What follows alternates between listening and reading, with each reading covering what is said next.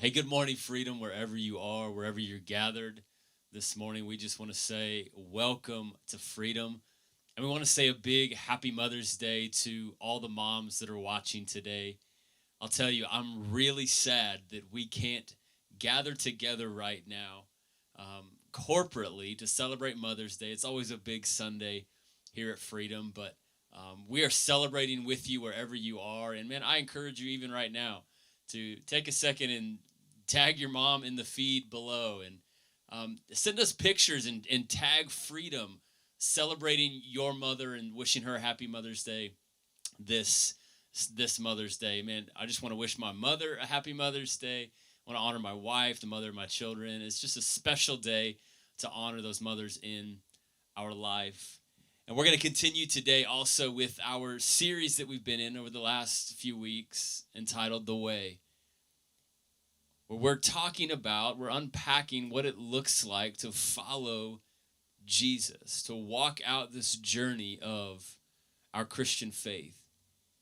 And as we do that, we are looking at the Song of Ascents found in the book of Psalms, songs that God's people would sing as they ascended to Jerusalem to worship at the temple at least 3 times a year. These are songs of worship that they would sing to God, and they're songs that we'll find actually have a parallel to our own journey. And they teach us different elements of this Christian walk, elements that shape this way of following Jesus. I want to dive right in to the next song today in Psalm 122. David writes, I was glad when they said to me, let us go to the house of the Lord. Our feet have been standing within your gates, O Jerusalem.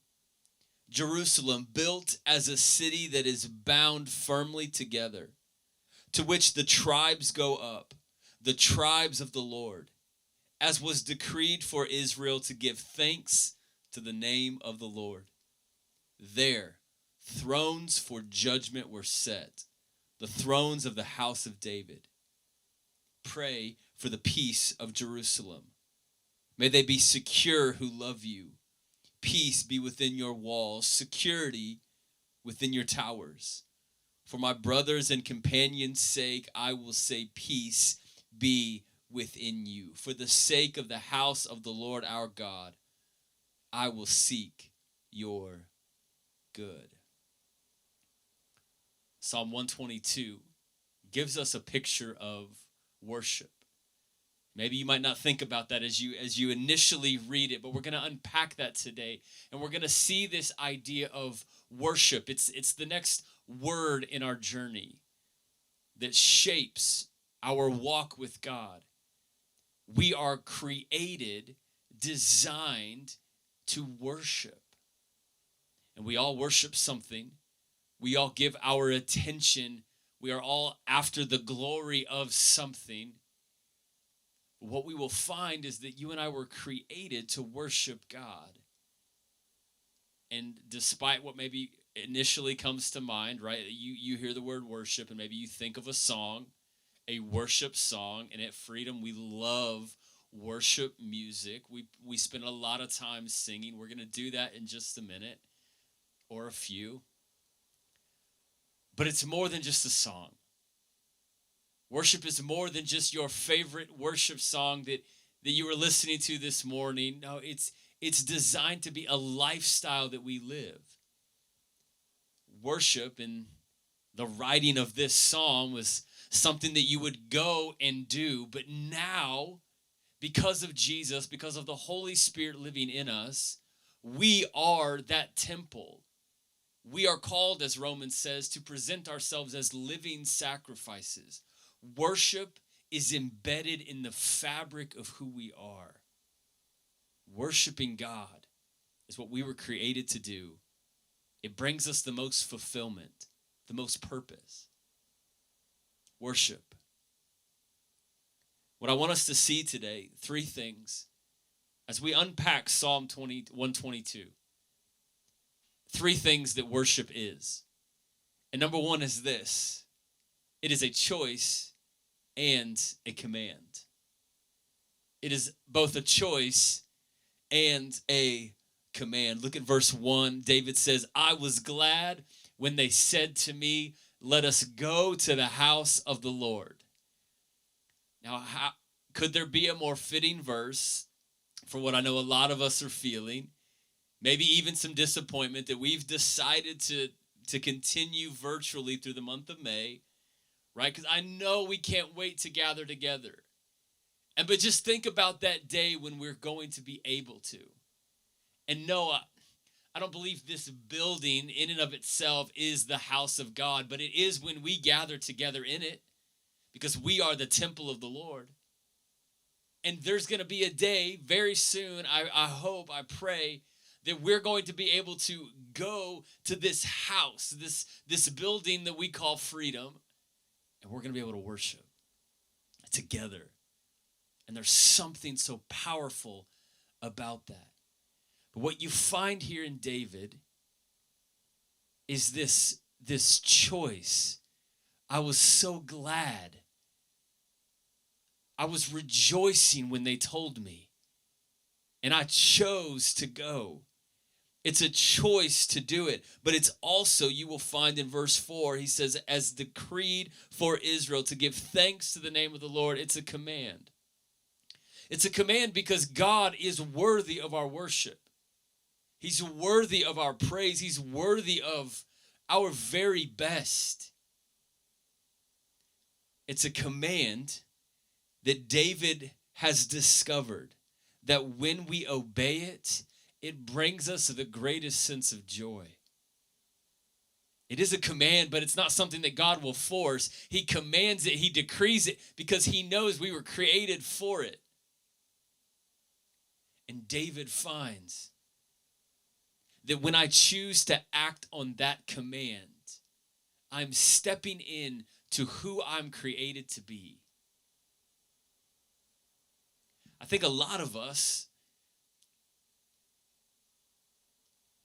when we think about worship and we think about going to church, it's an option for so many of us. And I know that I grew up in church, and there were times when it was not a choice, right?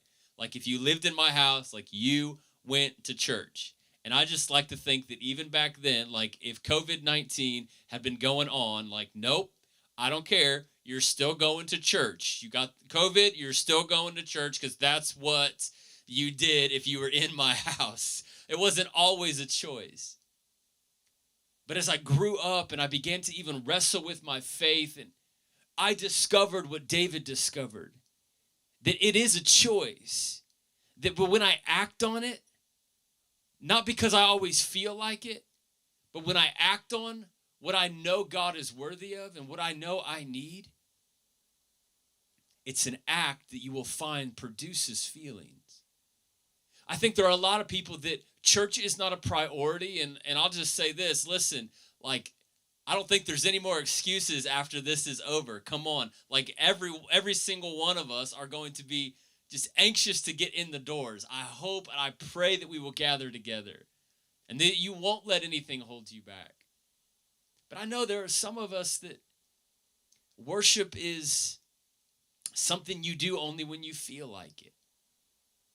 But what you find here is that worship is not a feeling that produces an act. It is an act that will produce a feeling. I don't always feel like worshiping God.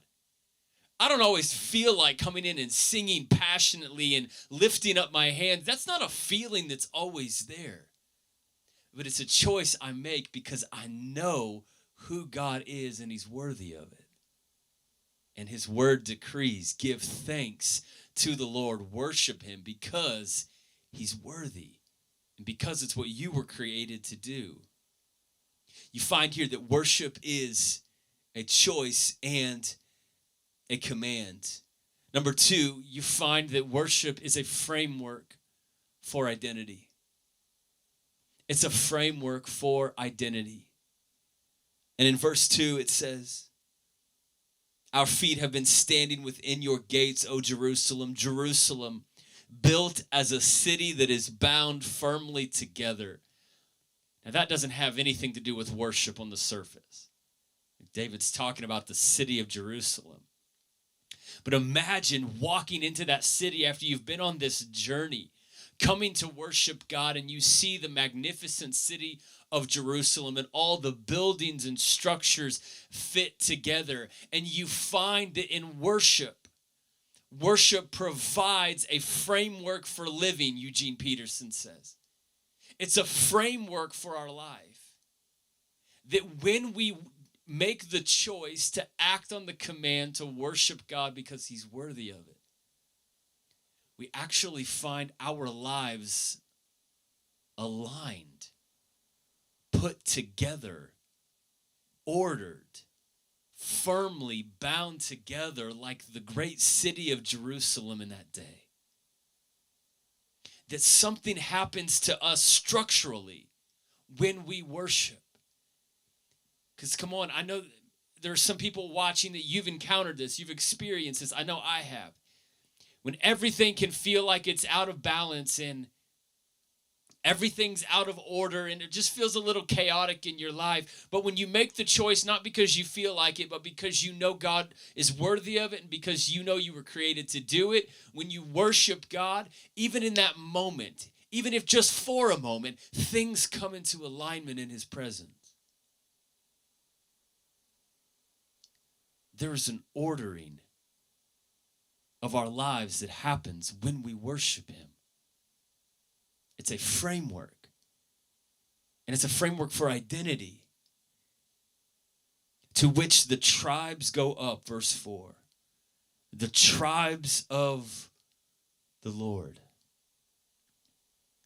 What you find when you worship is what was an individual coming in to that moment grows into a people. Where there's just an individual walking in, you are now a part of something bigger than yourself. A tribe, a people. Now, yes, I believe that you can worship God by yourself. I do it often. But I believe the worship that God is most hungry for is not the worship of just an individual person. It is the worship of a people. It is the sound of a tribe that has come together to give glory to his name, to worship him for who he is, to thank him for all he's done and will do. Something happens when you and I make the decision to worship. We become a part of something much bigger than ourselves. It's a choice.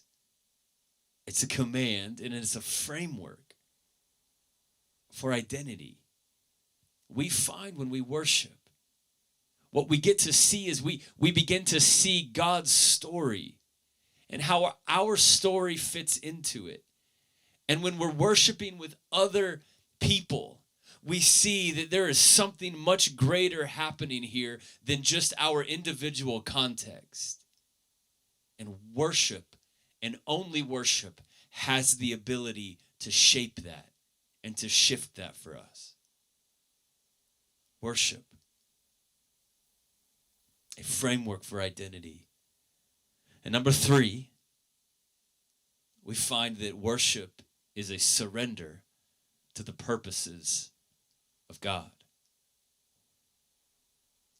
Worship is ultimately a posture of surrender. And what are we surrendering to? The very purposes of God. Beginning in verse 5, it says, "There thrones for judgment were set. Thrones of the house of David." Thrones are where judgments happen, where decisions are made. And when we worship, we are giving attention to what God has decided. We are giving attention to what God has said, what God has done, how God has acted. Worship is our response to what he has already said and done. His judgments that are just and filled with grace and mercy and love and forgiveness.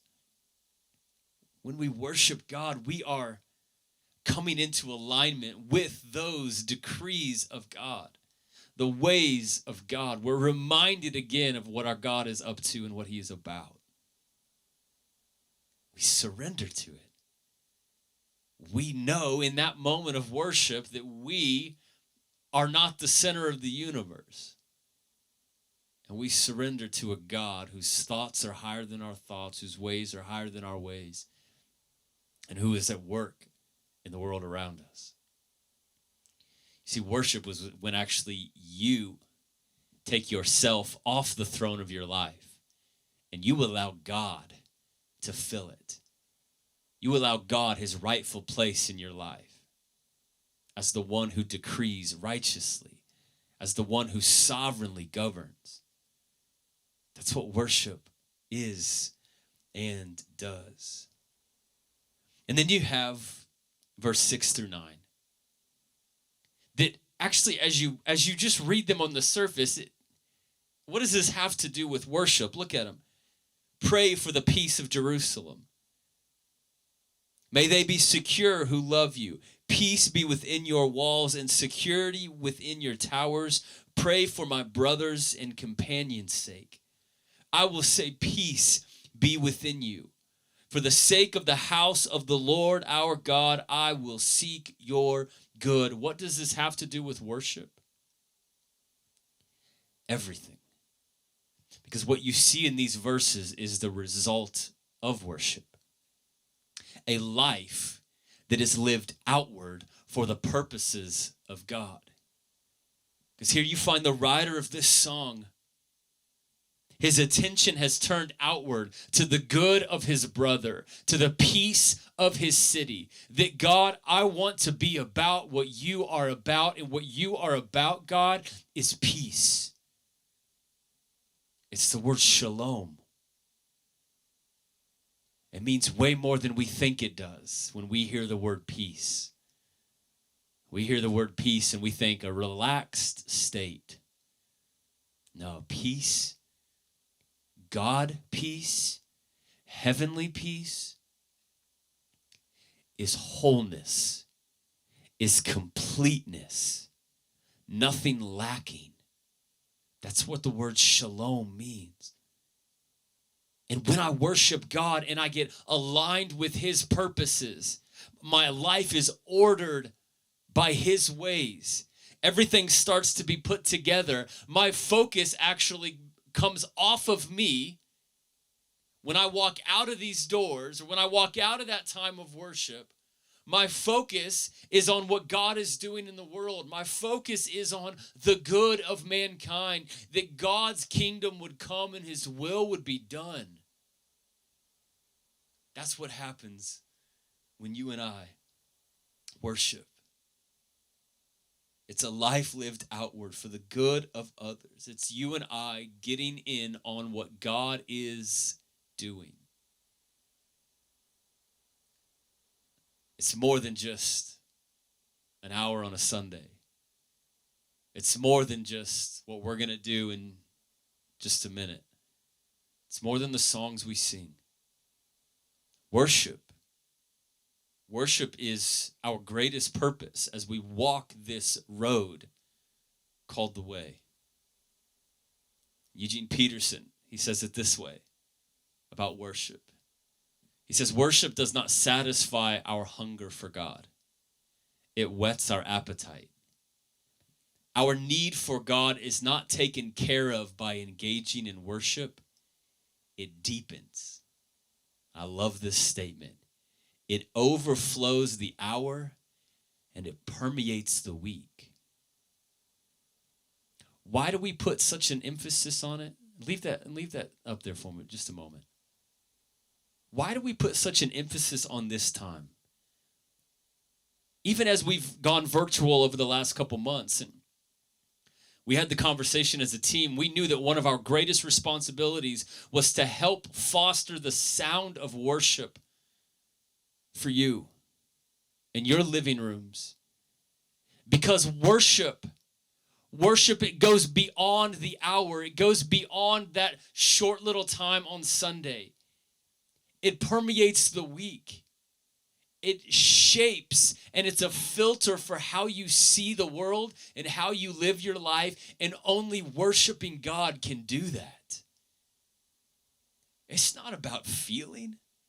It's not about we just like these songs and we've got nothing better to do, so let's sing some songs about God. And maybe that's what you've thought it was, and maybe you've never participated in worship. You've never worshiped in song because you've never felt it. It's not a feeling. It's an act. It's a choice based on who God is. It is our response to him, and it frames up our life. It gives us structure. It orders us, puts us together, and it's us being surrendered to God's purposes. His purposes that last much longer than the hour on Sunday. It's how you and I are called to see the world. And it begins with worship. I believe that God is never more worthy of our worship, because he's always equally worthy and has always been. But I will tell you what, these days, you and I are more in need of it now than ever. You and I need to worship. Something is missing in our life when we do not worship God. And what you will find, and what Jesus said in Matthew 22 that will end here, he boils all of life, all of walking with God down to this: love the Lord your God with all your heart, with all your soul, with all your mind. Guys, don't forget, this is the first and greatest commandment. And the second is like it. Love your neighbor as yourself. All the law and the prophets, everything in this book, it hinges on these two things. This is what our life is about. We are called to love God and to love people. And we cannot do that if we do not first worship God for who he is.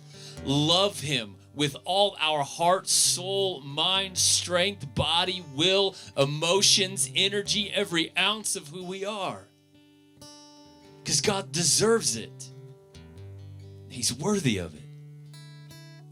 That is the first act in being able to ever love your neighbor, is to first love God, to worship him for who he is. Right now, we are in days where the world needs the love of Jesus more than ever. We're the ones who are administrators of that love, that grace, that story, that gospel. So church, it is more important now for us than ever before to get back to the heart of worship, to be worshipers, who we were created to be before sin ruined the story, who we are called to be now, even in the midst of a broken world, and who we will be then once God has restored everything. It is one of the few things that lasts the entire time. Worship. And so I invite you this morning, wherever you are, to view your life as a living sacrifice, as a temple, and that God desires your worship more than anything. He desires your attention. He desires, yes, your song. He wants your praise. But it goes beyond a song. He wants your heart. You and I are called to respond to him in relationship, to love him. And love looks like worship. If you're watching right now and maybe you don't have that kind of relationship with God, you don't even know if you have a relationship with God. I'm not talking about your church attendance. I'm not talking about how long you've been affiliated with the Christian faith. You know about it. You know the stories. But I'm talking, have you surrendered your life to the purposes of God? You've bowed your heart to who he is, and you have made the choice to say, God, you get my attention, you get my affection, you get my whole life. If you're watching right now and you're ready to make that decision, I'm going to invite you to pray a prayer right there where you are. You can pray a very simple prayer like this. You can say, Jesus, I give you my life. I give you control. I choose to respond to you today. What you did on the cross, that you rose from the grave. I surrender my life to you. Forgive me of my sins. Make me brand new. Help me, Jesus. Help me follow you on the way. Let it begin with worship, giving you attention, giving you my affection, giving you my heart. In Jesus' name, amen. Amen. I'm going to invite our worship team to come forward. Come forward, come over wherever they are. Sometimes I still forget where I am. I'm going to call us into this moment right now, into worship, to respond to, like we did last week, to let the word of God shape this time, shape our songs. But follower of Jesus watching, my heart's prayer, the cry of my heart for you, what I'm praying to God over you, whoever you are, wherever you're watching, is that what we just read, what we just talked about, would not just shape your song in this moment, but it would shape your life in the next hour, the next 24 hours, the next 48 hours, the next week of your life, your interactions with your spouse and your kids and your neighbors and your family. It would shape your thought life. It would shape your private life when no one is looking. It would shape who you are. It would shape how you respond. It would shape everything about you. Because that's what it means to worship God, to give him our whole life, to say, God, I choose to worship you, not because I feel it, but because I know you deserve it and I know I was created for it. And when I do that, my life is ordered. Things feel chaotic on the inside of you right now. I'm telling you, it is worship. You giving your full attention to God that will begin to reorder and realign the things in you. And that we would surrender to his purposes. Be about his ways and his kingdom and his business in this world. So come on, wherever you are, Freedom Church, let's worship. Let's worship our King.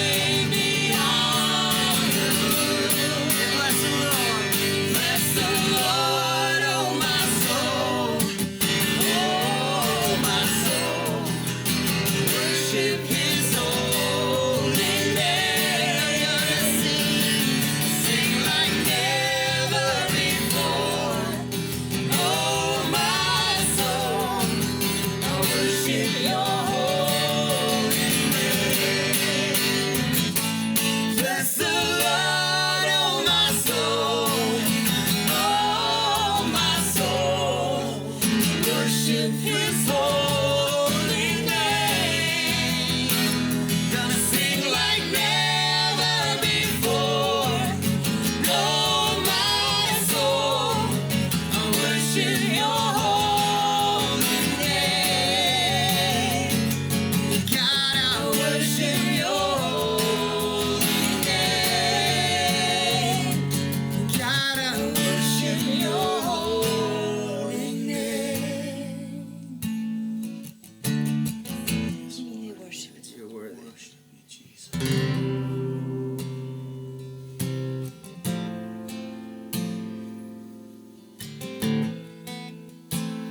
No one like you, Lord.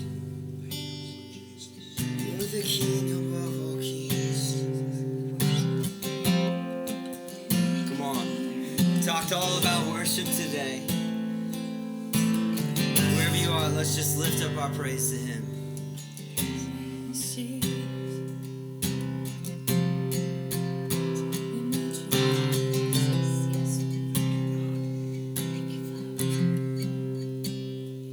In the darkness, we were waiting without hope, without life, till from heaven you came running. There was mercy in your eyes to fulfill the law and prophets. To a virgin came the word from a throne of endless glory to a cradle in the day. Praise the Father. Praise the Father. Praise the Son. Praise the Spirit. Three in one. God of glory and majesty. Praise forever to the King of Kings.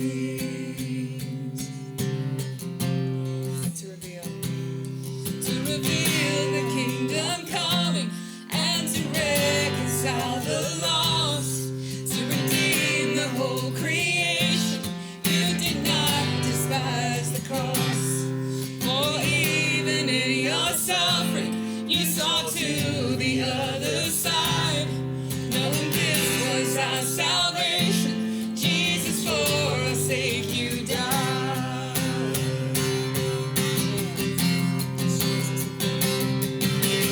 Praise the Father, praise the Son, praise the Spirit, three in one. God of glory and majesty, praise forever to the King of Kings. And the morning that you rose, all of heaven held its breath, till that stone was moved for good. Oh, the Lamb had conquered death, and the dead rose from their tombs, and the angels stood in awe, for the souls of all who come to the Father are restored. And the church of Christ was born. Then the Spirit lit the flame. Now this gospel tune of hope shall not kneel, shall not fade. By His blood and in His name, in His freedom I am free. For the love of Jesus Christ, who was resurrected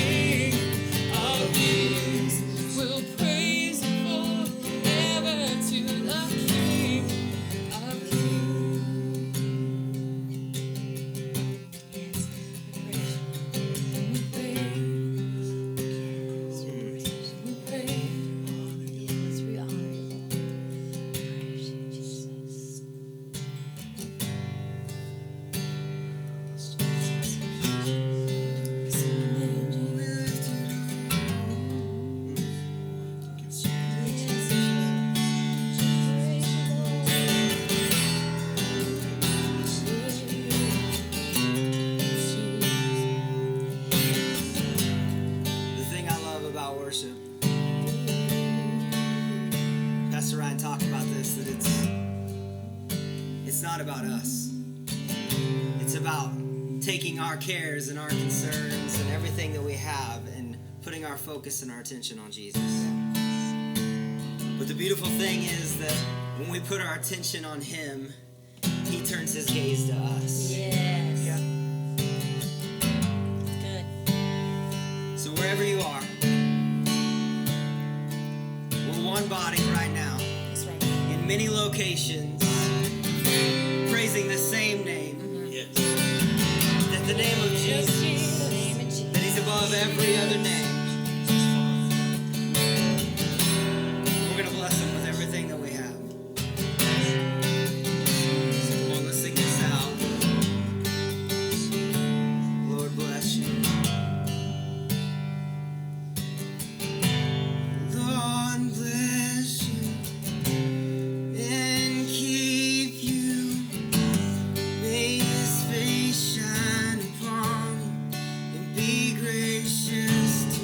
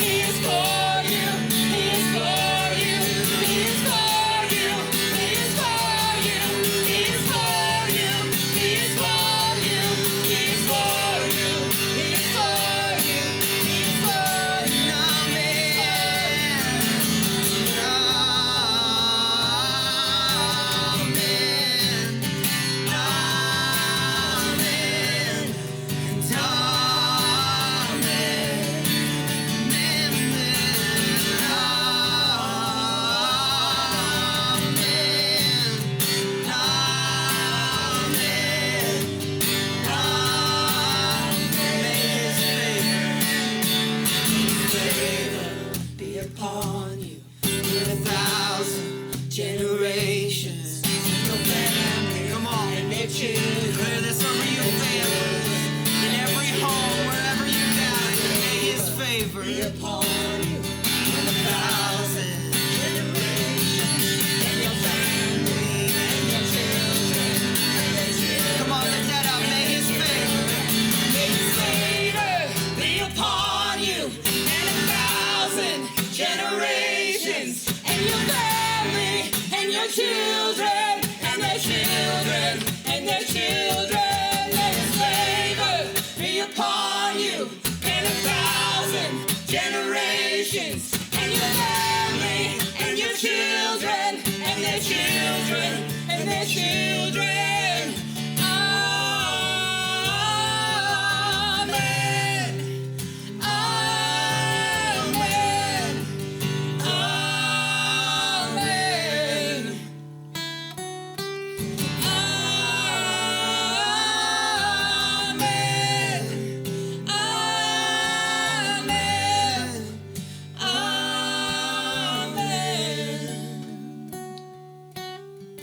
Let it be. Let it be so. That's what amen means. And that's what happens. This song that we just sang, this blessing, that's what happens when God's people worship. We actually experience the favor and the goodness and the presence of God that changes us. And we pray that over you and your family, wherever you are. If you're with your family, great. If you're with friends and family, I pray that we continue to gather during these times, and as we're able to gather a little bit more. If you're by yourself, I promise you're not alone. Please reach out. We have people that we want to surround you with. We can call you, come alongside you in any way. You're not alone through this. If you need help through this crisis that we continue to be in, please reach out to the church. We will do our best to meet that need. If you gave your life to Jesus today, please let us know. If you made that decision to say, I'm getting serious in my relationship with God, I'm ready to walk with Him. We want to know. We want to celebrate with you, come alongside you, get some resources in your hand. And the last thing is this, and we talked about it, this framework for identity. We're a people. And we're called to do life together, to walk this road together.